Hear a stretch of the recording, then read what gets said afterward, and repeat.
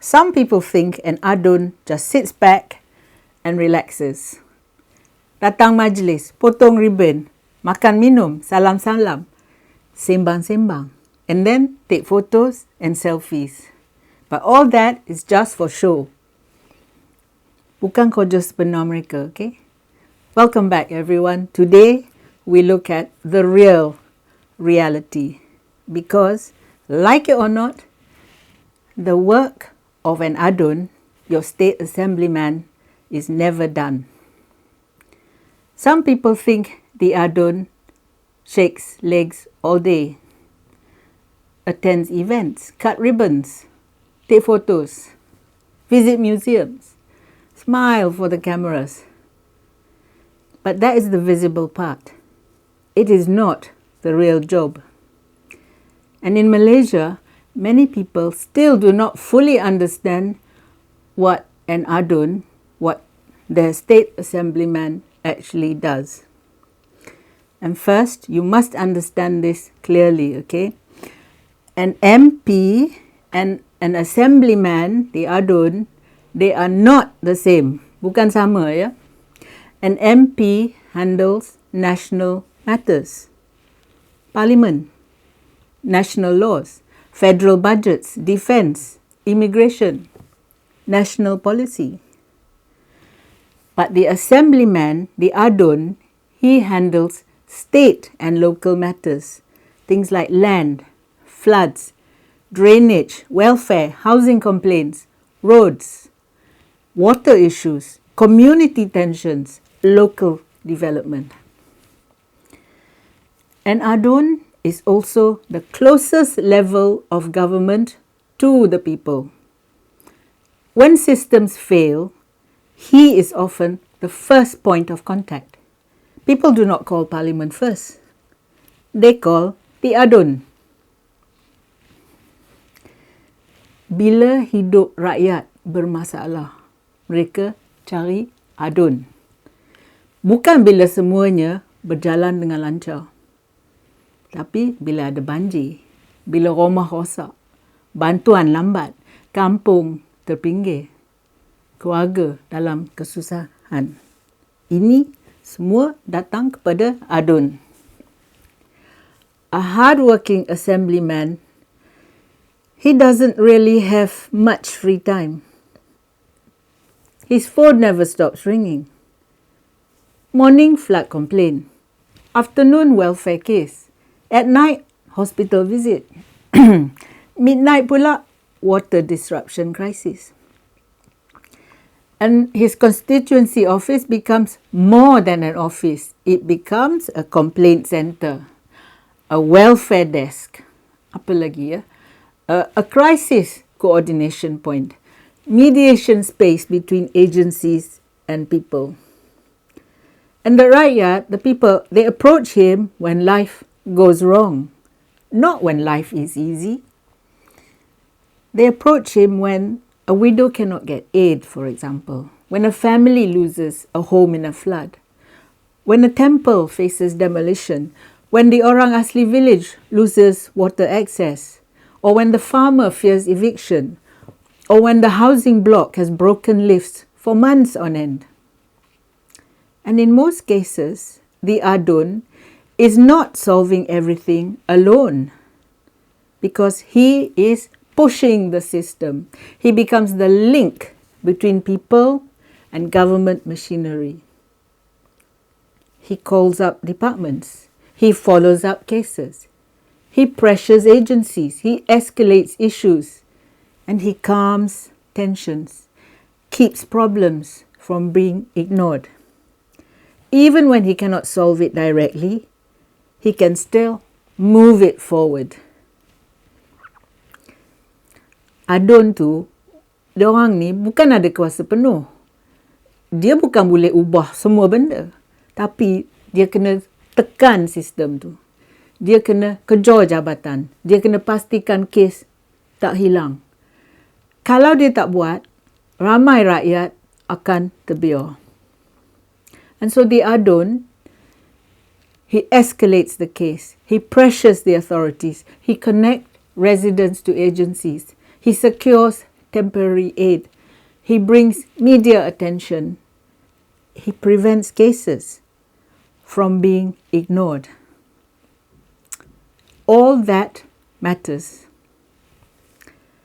So let us look at real examples in Malaysia. For instance, in Selangor, repeated floods forced local representatives to push for drainage and flood mitigation upgrades. In Penang, temple disputes are often handled through negotiation instead of confrontation. And in Perak, aduns such as Dr. Abdul Aziz Bari are associated with governance, accountability and constituency issues beyond ceremonial roles. And veteran politicians like Ngeh Kuham are known for long-term grassroots engagement and land-related issues. And then we have orang asli cases. Sustained pressure and legal action helped protect customary land and burial sites in the Gopeng Hydro Dam case. Di Selangor, wakil rakyat tekan kerajaan negeri untuk baiki sistem saliran dan banjir. Di Penang, isu kuil diselesaikan melalui rundingan untuk mengelak konflik. Di Perak, adun seperti Dr. Abdul Aziz Bari dikaitkan dengan tadbir urus dan kerja rakyat, bukan sekadar acara rasmi. Ngeh Kuham pula dikenali dengan kerja akar umbinya dan isu tanah. Di Gopeng pula, isu orang asli melibatkan tekanan untuk lindungi tanah adat dan kawasan perkuburan. It is important to respect all institutions, including the royal institution in Malaysia and the role of elected representatives. The reminder about civic values and national principles reflects an important intention: unity and respect. But aduns, they already carry heavy workloads. Like I said before, floods, welfare cases, housing problems, land disputes, daily crises, and their time is limited.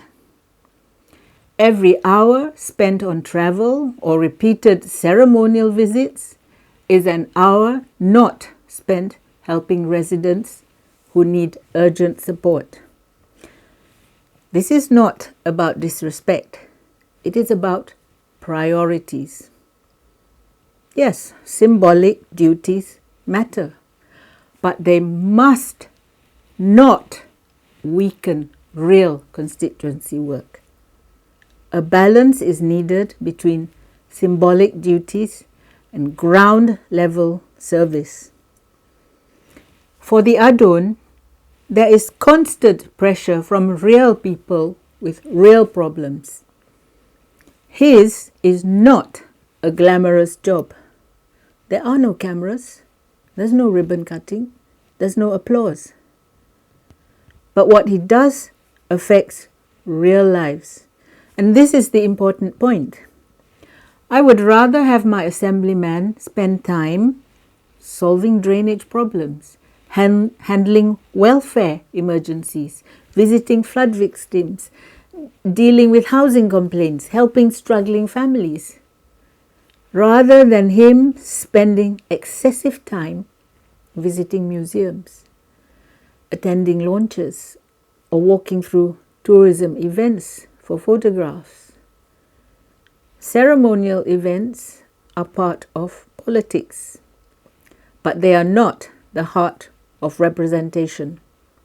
The real work is in the community where systems fail, where people struggle, where pressure never stops.